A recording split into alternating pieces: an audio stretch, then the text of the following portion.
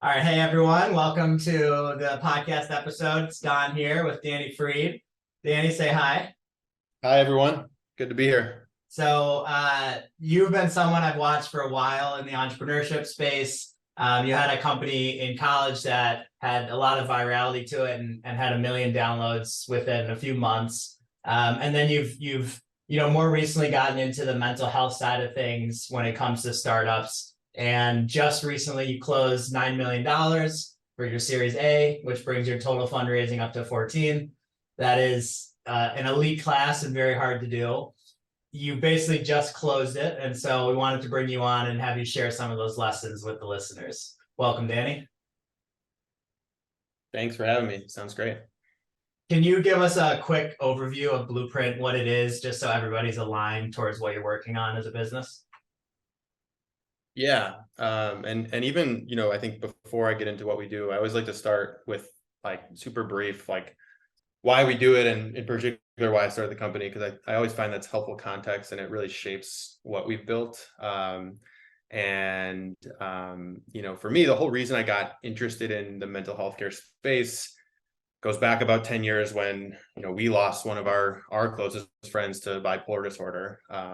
For the listeners, Don and I have known each other for a long time, and we're mutual friends actually through this friend. And, the thing about him is that in, I think, a strange way, certain people in the field, the mental health care field, would actually say he was fortunate because he had access to care, which not everyone has, right? So he was seeing a provider, he was on medication, but despite having lots of resources to access mental health care, for him, that access didn't matter.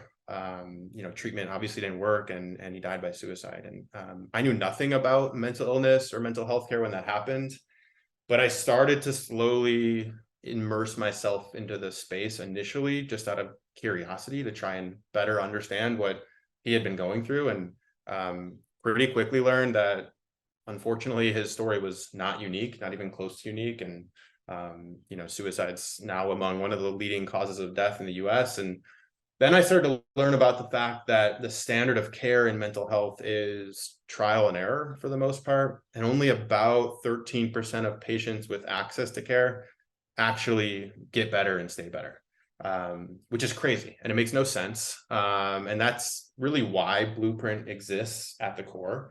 In a nutshell, Blueprint is a software platform that helps mental health clinicians deliver higher quality care in less time by arming them with better data, better insights. And so the way that works is that at the start of care, a clinician enrolls their patient on Blueprint. That patient gets invited to download our mobile app. And then Blueprint kind of works on behalf of the clinician between appointments to keep that patient engaged in their treatment plan, and also gather critical data points and trends, things like symptoms and sleep and exercise and a whole lot more. And then we take all that data and we use it to generate what we call a blueprint at the start of each appointment for the clinician. And the blueprint really does three things for a clinician. Number one, it'll help them identify how a patient's progressing towards their treatment goals. Number two, it'll start to provide some lightweight guidance on, specific things to take action on based on that patient's current progress. And number three, it'll write a clinician's progress notes for them, which saves them, hours per week on documentation and required paperwork, and makes their job a lot more enjoyable. Today we've helped over 4,500 clinicians provide what's called measurement-based care to hundreds of thousands of their patients. And it really works. Like those patients, we now have studies showing that those patients will respond to treatment up to almost 50% faster as a result. So, obviously we're just getting started, but we're really excited about the progress and what's in front of us, and kind of what this means for mental health care in general. Yeah, I actually just rewatched some of the talks from George's funeral the other week, coincidentally, and Actually, it was a very important part of both our lives. So it's cool to see that you took that and ran with it and have turned it into something that's good. So the 4,500 clinicians, how many people does that give you access to touch and help? Yeah, it's hundreds of thousands and growing rapidly. It's a relatively small amount of the total number of clinicians in the US. I mean, there's close to 1 million mental health clinicians in the US, 800,000 or 900,000. And obviously, 4,500 is a pretty small drop, but there's tens of millions of people who receive care from those individuals, those providers. So just getting started, we have a long way to go, but growing our small drop in the bucket every step of the way. Yeah. So 5,000 clinicians, hundreds of thousands of people. Do you focus on certain mental health conditions, or do you have a generalized solution from the start? We mostly focus on outpatient therapists today. Within that, it tends to be pretty broad. So we don't like hyper specialize on like types of therapy. We don't hyper specialize on like diagnosis, because what we found is that we can be pretty effective across the board. And we've known that from day one, based on, the methodology that our product is based on. It's been proven to be effective across those different areas. So we've had that notion of flexibility within the product pretty early on, but have been focused on this outpatient setting where you're not, in a hospital, you're not in like an intensive program. We have some foots in the door there and some, some things we're testing and a couple of customers in those different areas, but it's mostly been outpatient therapists so far. Awesome. So you check the box of, mission-led founder, clearly. What are some of the other, the reason why I think this conversation is so interesting is because I was looking through our text and I was telling you earlier, in 2021, November, I shut my business down. You texted me something nice and you kind of framed, you're chugging along with your business. And then as I read through the text, okay, the pivot, it's hard to fundraise. It's, it's never easy. It's a mental roller coaster. And then it kind of starts to change in March 2022, where you talk about, wow, we grew ARR 90%. We can bleep out the number if you want, but 90% in Q4. And then last week I read that you closed 9 million in new capital. So basically since 2021, you've, gone through quite a up and down journey. Yep. Can you walk us through that? Where were you when the business, wasn't totally working at the level it is today 2 years ago? And how'd you get here? So when we started, we had the same mission, which was how do we empower mental health clinicians to do great work and deliver great care to their patients, and really more broadly than that, how do we transform mental health care into this system where every patient benefits from all those that come before them. So that has always kind of remained the same, but our initial wedge into kind of getting some traction and kicking that off at first was really centered around enabling these clinicians to capture additional reimbursement, aka make more money for doing, a couple extra pieces to capture assessments, capture this data, and hopefully use the data. So our product was centered around that from a clinical standpoint, but our business model and our pricing was really geared around this like reimbursement, money-making component. And so we did that for like 18 months, maybe 24 months, basically like up until August or so of 2021. That was our model. And we had acquired, 1,000 or so clinicians. It was in some ways working relatively well, but pretty quickly got really complicated, really hard to predict based on our pricing model, based on how we were positioning Blueprint. A lot of the success was actually dependent on insurance plans where we had no relationship with them, but whether or not they would, pay for these new services that these clinicians were providing. And so we got to a point middle of 2021 where we realized that we have to pick a path here. We have to either decide, hey, let's go all in on this reimbursement angle, which was going to require basically our entire team, our entire focus, our entire energy to be spent figuring out that world and standardizing it and growing it and making it more predictable.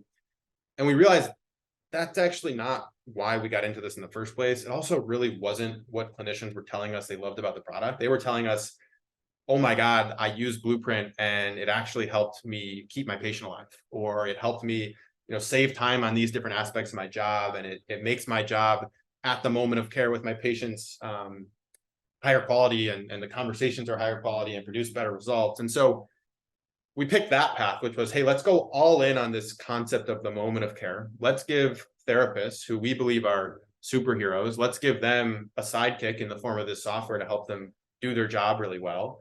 And we switched our business model pretty significantly from this like usage-based reimbursement related model to, let's make it simple. Let's actually charge for the product versus give the product away and try and monetize it in some other way.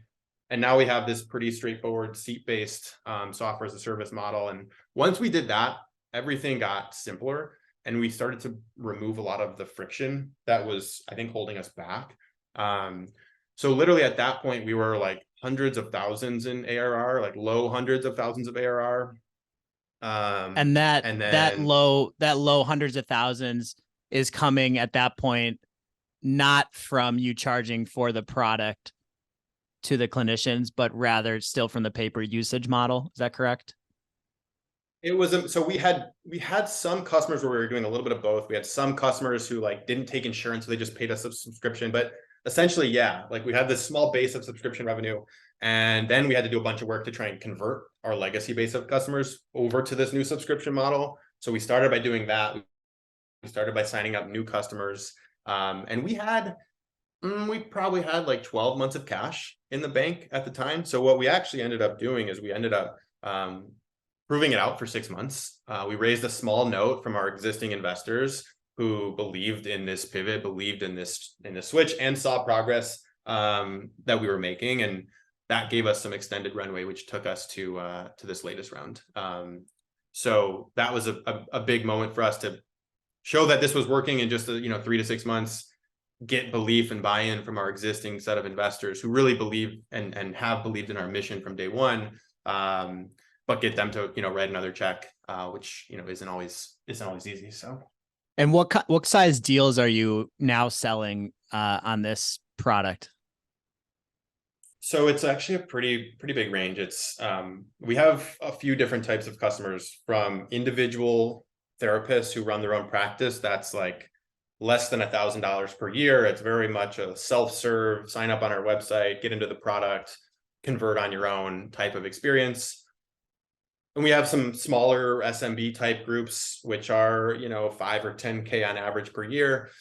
And then over the last, 8 or 12 months, we really started to dial in and focus on what we call big groups, which are like 100 to 200K ARR deals. They're taking like 3 or 4 months to close. It's much more of a top-down sales-led motion. And we're really kind of doubling down on that, while also still continuing to keep the floodgates open for those individual therapists, because there's hundreds of thousands of them out there. So we're kind of building that engine as we go, and it's been helpful.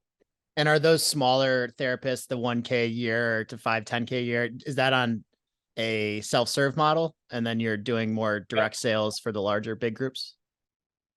Exactly. Yep. Wow. So you really went through quite an evolutionary process here, where essentially you said, we need to simplify, or it just happened to get simpler as you started to get things to work. And it sounds like probably the biggest challenge along that was, 1, a product challenge, and 2 was actually converting existing customers. Or did you do that with a pretty high percentage of moving people from the subscription model, from the usage model to the new subscription model?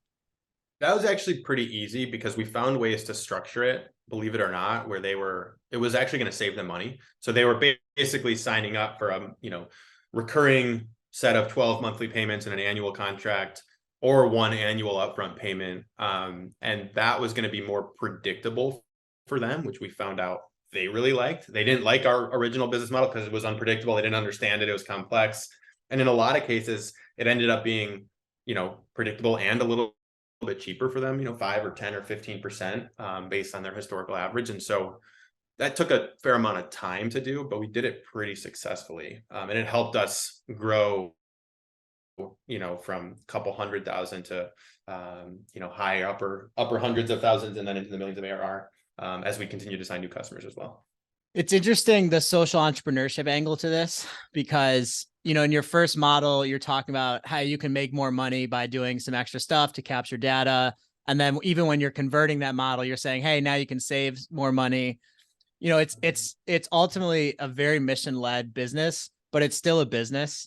And so it's cool to understand how you balance mission with, that we need money, we need revenue. Like we need this in order to actually deliver on the mission. Can you talk through how you think about social entrepreneurship, and, maybe how fortunate you are to find something that's working on both sides of the table? Yeah, I think the biggest thing is incentives. So like in our first model, our incentives from a zoomed out perspective, we're aligned, but when you got closer and closer into the business, like we're not perfectly aligned because we were trying to like drive a bunch of assessments, which would drive revenue. And like, that wasn't always the right move for a clinician. And so ultimately they decided, but our incentives just were not perfectly aligned. Whereas now they're pretty well aligned. They buy more seats to the product and to the platform.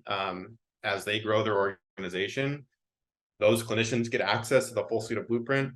We help them get onboarded. When they get onboarded, more people who are receiving care get higher quality care, and we grow revenue. And so like those things are pretty perfectly aligned, partially because it's so simple. Like we're not even selling yet additional modules or additional products. We'll get to that, but it's really simple. And I think alignment in the incentives is really important because we talk about this with our team all the time. Like we can be the most, mission driven company ever, but if we don't find a way to make money and grow the business, A, we're not going to reach many people probably, and B, we're not going to be around for very long. And so balancing those things and trying to make sure that, hey, we can actually just focus on growing revenue. And we know that that means more people are going to get access and their patients are going to get access, and vice versa. We can pick any one of those three things and they'll all kind of move in the same direction, which is really good.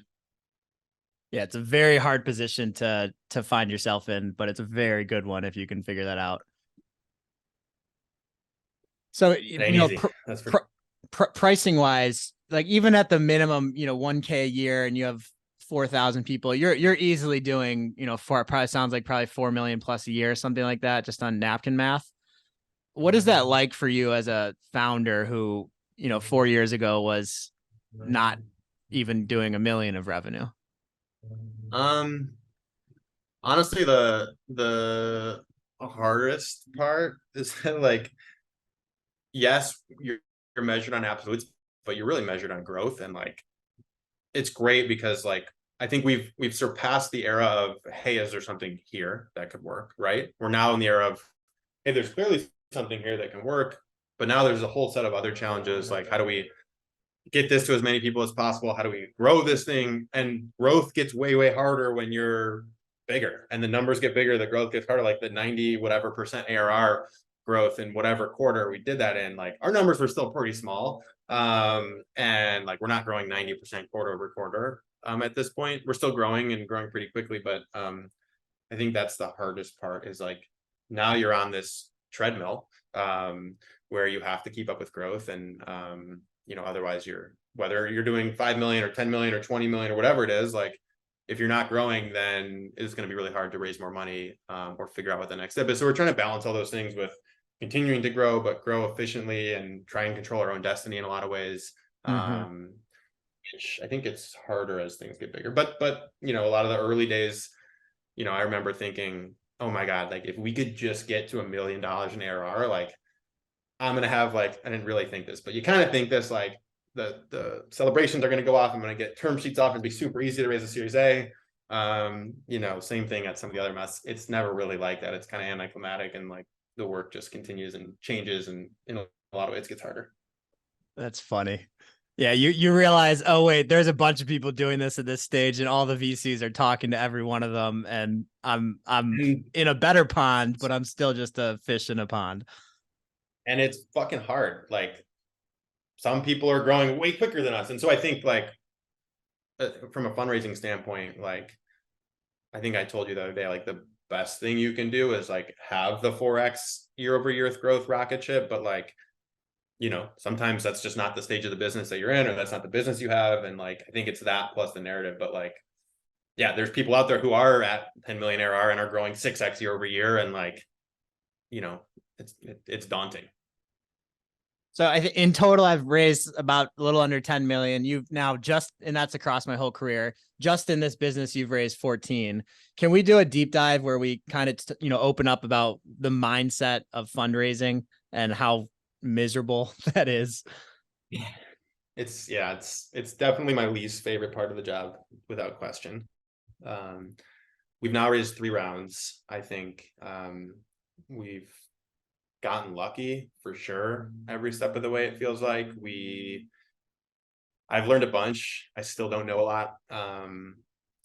But I think the biggest thing is like is definitely the mindset, like you said. Like, I think going into the conversations, even though this is usually really, really hard and usually not actually the case, like what I found is the more I can have the mindset of like, hey, we're offering you this amazing opportunity to like buy into this amazing mission with this amazing business. And you're going to have, if you join this, you know, company and invest, like you're going to make a ton of impact and you're going to make a lot of money. And like, you know, kind of having that almost arrogant perspective, I've found has been really helpful. It's generally, there's definitely not my natural state. I'm very much like calculated and thoughtful and like, you know, the opposite. And so it's really hard to fake that, honestly. It gets way easier when you have like the first person interested in the round. Like then actually fundraising gets more fun, because you can start to be truly selective. But like the more that I've been able to try and channel that, even just as a mindset,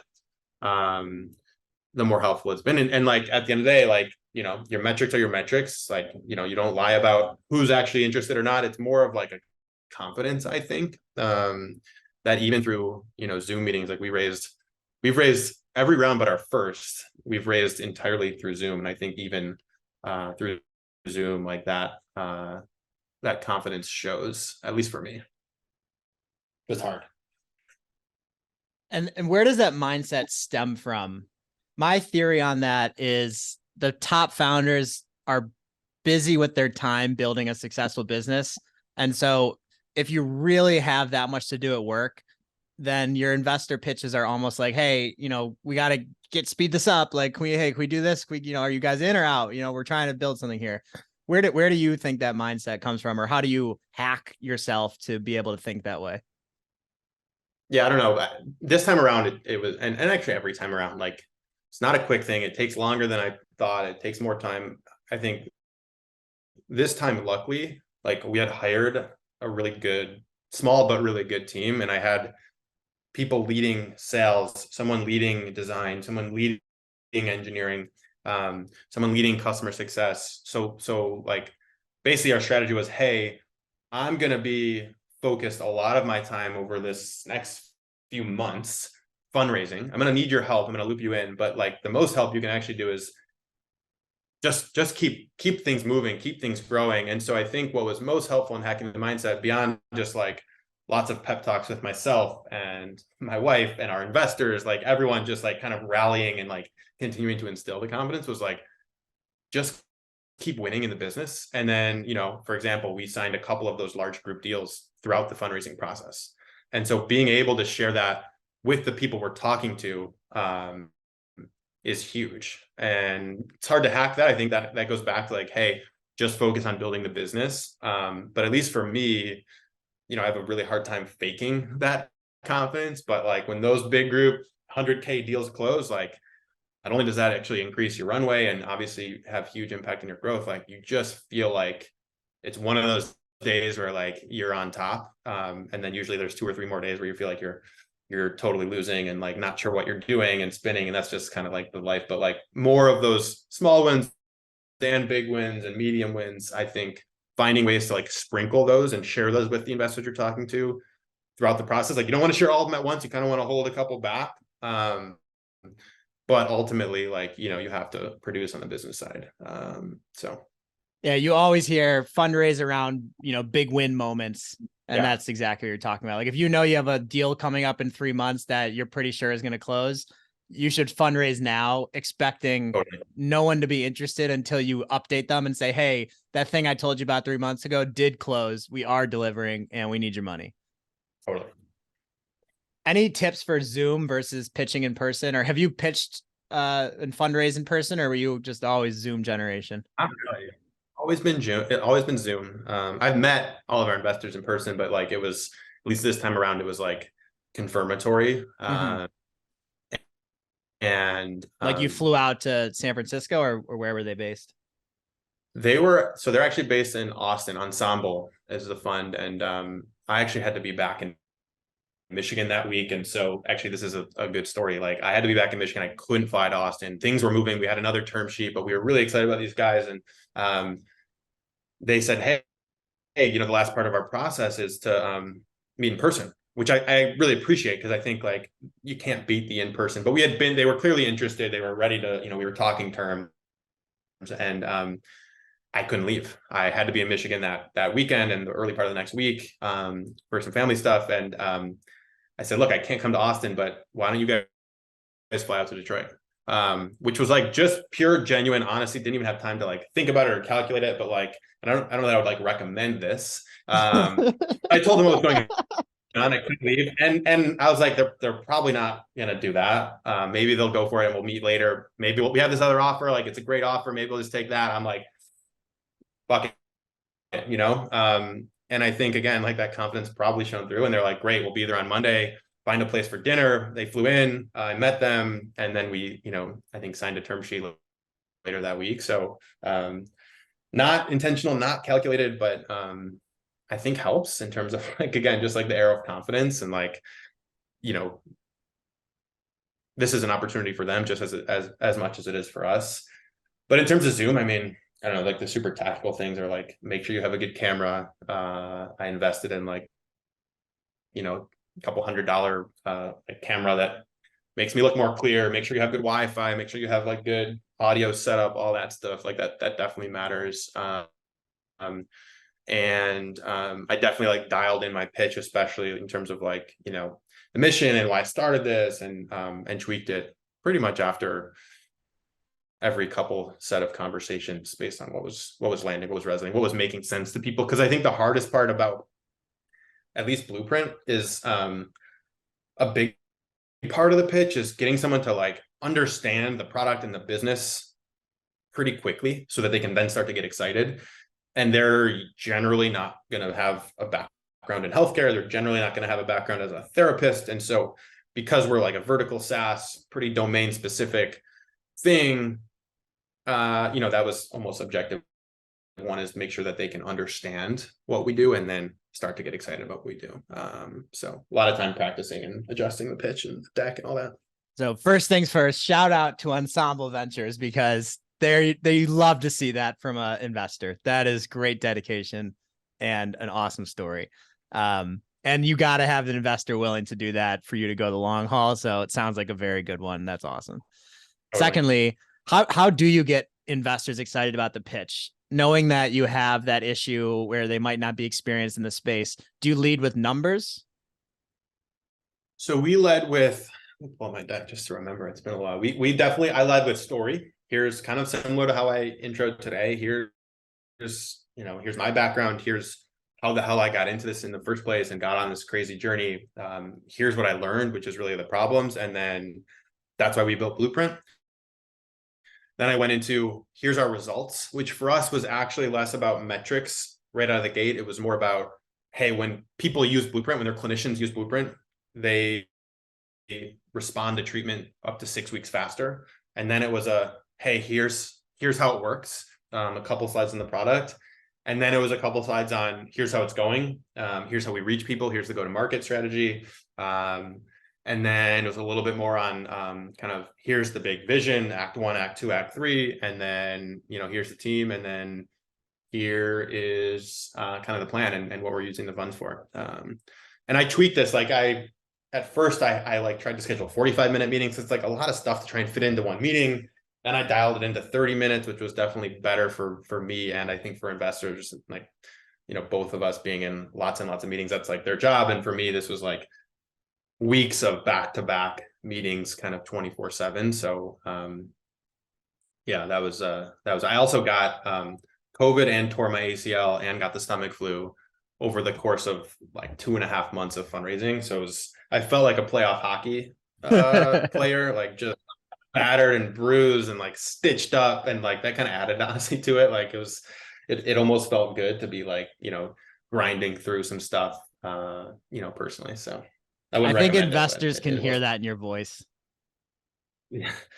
Yeah, totally. I had to move a bunch of meetings when I couldn't talk with COVID, but they were understanding for sure. No, but I mean the pain. Like I think animal spirits have a lot to do with, seed stage Series A investing, and just having that genuine pain that you're pushing through, I think really comes through in maybe untangible ways. Totally. Confidence, grind, all that stuff. Yeah. And so how are you mentally going through this as, being a founder? So maybe just give a background. Like, you were a founder before in college, that business did really well. And then, or as far as downloads, but you weren't able to really get the product to hit home. And so this second time around, are you approaching this with a more callous attitude? Are you emotional? How do you deal with your own personal stuff during this?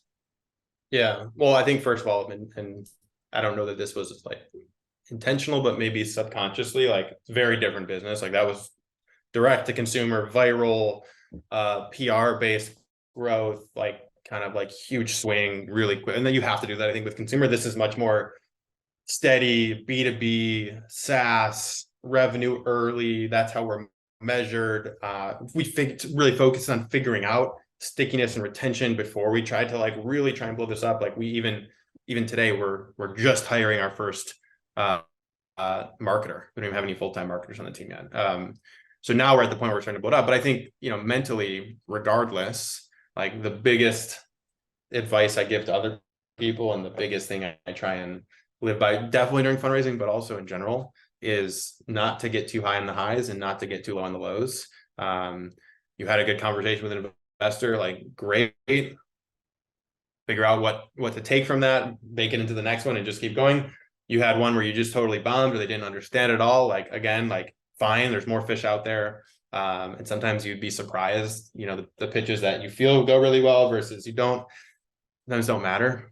So I think just staying even as much as possible with fundraising, and it's the exact same thing with like the business too. Like most days, like things are breaking, things are failing, things are not working. It often feels like 3 steps back for like one giant step forward. And like you said earlier, like this, I think when you start a company, you basically are choosing a life of misery in a lot of ways, because it's like so hard, so miserable. It's really, really challenging. That's why when anyone tells me like, hey, thinking about starting a company, I'm like, don't do it. And like, you almost have to like be compelled enough to do it where you can't do anything else. And you have to spend every breathing hour of your day like thinking about this, then you should go and do it. But it kind of sucks. It's like really hard. And I think the biggest challenge is definitely like staying level, because it is, people say it's a roller coaster, but it actually really is a roller coaster every step of the way. And you kind of become numb to it over time. Like, do you remember a scenario that really bothered you back in the day that wouldn't bother you today in a business context? I mean, the thing that's always most painful is losing a customer. I think, especially early on, like, you lose even a small customer at that point, like you feel it and you see it in the metrics. And like, now that we're bigger and we have less concentration on one individual customer, like that's really good. And we've intentionally tried to not be overly dependent on any one customer, because I think that's just a scary place to operate. But, it still sucks just as much. But I think, at least from a metric standpoint, like when we were raising our seed round or our not even really our pre-seed, but our seed round for sure, like had we lost even a medium-sized customer at the time during the fundraise, like that would have been huge. And we've been fortunate, we haven't had much churn and we've had a lot of expansion within our customers. But I think now, like, we can shake it off and take the learnings from it and actually apply it, and build that more into a moment of learning rather than like a moment of devastation. It still sucks, but we try and at least use it to get better. And knowing that was one of your biggest risks in the fundraising, you did a great job of using your lessons from your past startups to lower that risk by, it sounds like you spent a lot of time focusing on retention and stickiness of customers before you went out for some of these raises. And so even though, you're not figuring it out that early, even a 5% difference, might keep your customer during those 3 months. And that makes all the difference in the fundraise. So you really did use a lot of the lessons that allow you to get lucky going forward. I think it's also, we still had we still probably lost customers, smaller customers during that time of raise, but now balancing it out with, we're also signing, these new great customers. And here's what we learned. Like, we had a better perspective on it. We had better understanding on it. And so even if that came up in discussion, in a deeper dive conversation, we had a better story around it because, we were actually building something, and net we were growing pretty significantly. So. And for the listeners, and you don't need to go into the numbers, but maybe there's like some coded way you can talk about this. Can you walk through the different stages of metrics that you're at throughout your seed, pre-seed, seed, a little bit of the extension, and then the Series A? Like what are the expectations from a numbers perspective that you were trying to hit, and be as, open or not open as you need to be? So I think for Series A, like the general consensus is like you definitely need over $1 million in ARR at this point, probably closer to 2. But also, like, I don't think there's a perfect formula for everything. And I think a lot of it actually comes down to narrative. It actually comes down to, can you get these, I mean, seed, pre-seed, even Series A, it gets more metric driven as you get to A, but it's still about betting on, hey, can this, 100x from where you're at over a long period of time. And so a lot of it comes down to, can you get someone to believe that this is going to be the next big thing? This is something they should personally spend a lot of time on and spend money on. And can you get them to like emotionally buy into that story? And I think there's all sorts of guides out there of like, you hit this benchmark and that's median for Series A, and you have to hit that benchmark and whatnot, which I think is good guidance, but there's no one size fits all. Like, we definitely didn't fit into all of those boxes or check all of those boxes, but I think we had a really compelling story and we were showing really good signs of growth and good signals. But I think, pre-seed was like, hey, can we actually like build this product and get clinicians to start using it? And can we tell a compelling story around, hey, there's this new, interesting, exciting opportunity and the timing is right and you should take a small chance on us. At the seed stage, it was like, hey, can we actually start showing some interesting signs of growth, whether that be product growth or revenue growth? For us, it was a little bit of both. And can we start to show some early signs that there might be hockey stick opportunity? And for us, like, we raised that seed round when we were still like deep into that reimbursement usage-based kind of first iteration. And there was actually real signs of hockey stick growth. And then 6 months later, we had to kind of step back and solve a bunch of problems and change course. And then I think when we raised the extension, it was all about, okay, like, here's what we changed. Here's why we changed it. It's working. Here's where we think we can take this to raise the next round. And, I think people sometimes talk about like, is it a bridge to nowhere? And I think just like really making sure it's not a bridge to nowhere. And here's the data to back that up. Here's what we're going to do with this extension. And here's how it's going to set us up to continue to grow this thing. I think then with the A, it's more metric based for sure. Here's how we're going to go from, a couple million in ARR to, 10 million in ARR over the next couple of years. And here's how much runway it's going to give us. I think like runway and efficiency definitely was top of mind for us and for investors, and making sure we can have good flexibility, because I think the market beyond Series A is a little bit in question right now. I'm sure it will evolve and change, but making sure we had the right mindset, which was not, hey, we're just growing at all costs and it's super inefficient and you should invest more to do more of that. But it was having some efficiency metrics really top of mind, and our like early investors really instilled that in us. And I almost feel like we are better suited. I think better suited, just like my personality, in the call it like efficiency focused market versus the like top line, 4 or 5x year over year growth, even at some pretty big numbers, but not doing it really efficient. I think it just aligns better with my personality and how I've tried to structure Blueprint. And we're still growing, but we've always been thinking about doing it efficiently. So I don't know. It's wonderful to have investors that want you to control your own destiny. That's a rare breed as well. Agreed. And one of the reasons why they feel like that, I assume, and also one of the reasons why you're able to raise your pre-seed is because the first person who put in your first 100K, you basically met him or met the team 10 years ago. And so, you always hear you should always be networking like that. That's a really important part of fundraising, is you never know when you're going to meet someone, and it could be years before they actually give you a check. Yeah. Also, in both of our next 2 rounds, like, we had an option on the table at the time we met the investor who ended up leading the round. And both times I was not hesitant, but, man, another meeting this week, like, all right, I'll take it. But like, I don't know, we have this good option, maybe we should just go with it and get back to building business. Both times they moved really, really quickly after that, because that was kind of the urgency angle. And we actually like had to move quickly because we had this other offer. And luckily both times they've turned out to be great humans. But I think that's always the scary part, is like, if you go too quick, you don't really, you're marrying this person or this partner or this, fund. And it's hard to get out of that marriage. You can't really get out of it. So like, as much as you can also reference check them and make sure they're at their core, like just a good human, I think is like, that was like our number one criteria. We wanted, we wanted like a great brand and great help, but like first and foremost, we wanted like a great human who aligned well with our mission and who could help us get to the next level, but like kind of in that order. And so we got lucky, I think. Did you speak with the founders in that investor's portfolio to learn that? Oh yeah, definitely. That was later, later stage, once they were at a far enough stage where it made sense. But yeah, definitely talked to a bunch of their founders and former people they'd worked with, and just like they talked to people on our team and our customers and our investors, and kind of keeping that balance even. Yeah, leave no stone unturned. Totally.